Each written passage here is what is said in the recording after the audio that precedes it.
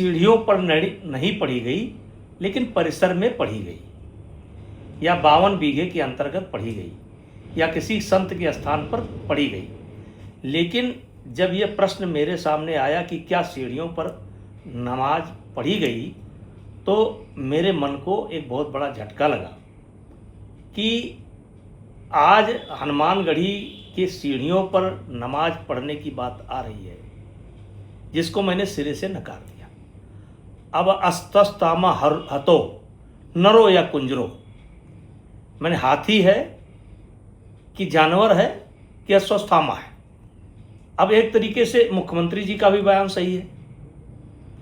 इसके बाद जो पूज्य संतों ने बयान दिया है, अयोध्या के पूज्य संतों ने बयान दिया है, उनका भी बयान सही है और हमारा भी बयान सही है। और मैंने यही कहा था कि हनुमानगढ़ी की सीढ़ियों पर नमाज नहीं पढ़ी गई। लेकिन अच्छा होता कि अगर दूसरी लाइन मैं ये कह देता कि 52 बीघे के परिसर में पढ़ी गई, तो शायद इतना जो है बवाल या इतना इस मामले को उछाला ना गया होता।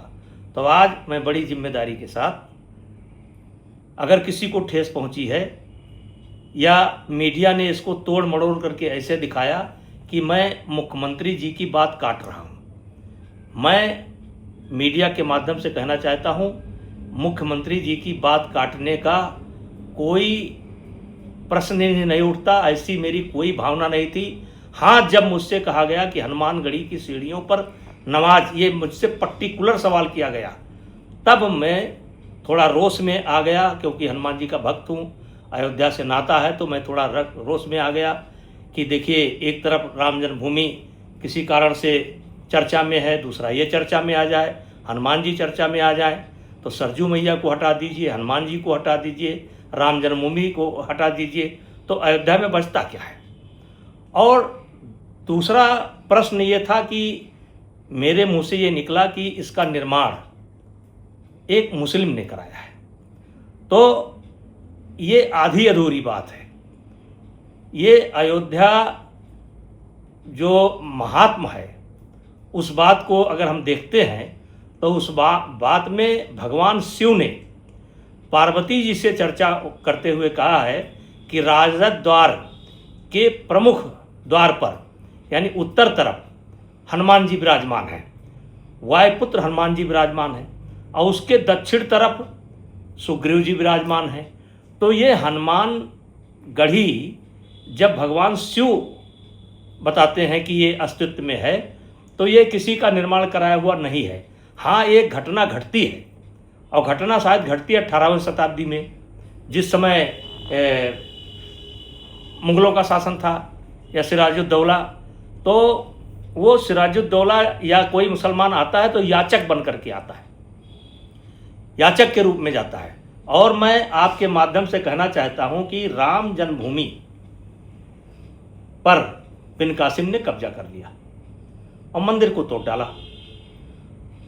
उसी प्रकार लगातार हनुमानगढ़ी पर आक्रांताओं का हमला होता रहा, और लगभग 1000 वर्ष तक मुस्लिम आक्रांता इस बात का प्रयास करते रहे कि हनुमानगढ़ी को भी ध्वस्त कर दिया जाए, लेकिन वहाँ के नागा ऐसा नहीं होने दिए।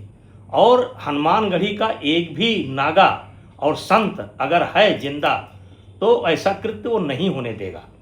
और यानी राम जन्मभूमि को तोड़ डाला, पुनर्निर्माण करा दिया, लेकिन हनुमानगढ़ी के संतों ने, नागाओं ने ऐसा नहीं होने दिया। अब जो घटना घटती है सिराजुद्दौला, ये तो यूट्यूब पर एक इस पर पड़ा हुआ है, तो ये याचक के रूप में जाता है और इसको वहाँ से लाभ होता है। और लाभ होने के बाद ये जो मुसलमानों का और नागाओं का संघर्ष चल रहा था, तो 52 बीघे जमीन ये पट्टा दे देता है और निर्माण कार्य में सहयोग भी करता है। अब इसी को गूगल ने डाल दिया, गूगल ने अपने उस पर डाल दिया कि इसका निर्माण सिराजुद्दौला ने कराया था। लेकिन पीछे की कहानी ये है कि इस स्थान को लेकर के लगातार हजारों वर्ष संघर्ष हुए हैं मुस्लिम आक्रांता इसके करीब करीब कभी भटकने नहीं पाए हैं, हमेशा नागाओं ने मार मार कर भगाने का काम किया है। तो अगर मेरे उस दिन के बयान से, 17 तारीख के बयान से अगर किसी को ठेस पहुंचती है तो मैं एक तरीके से क्षमा मांगता हूं, मेरी भावना ये नहीं थी।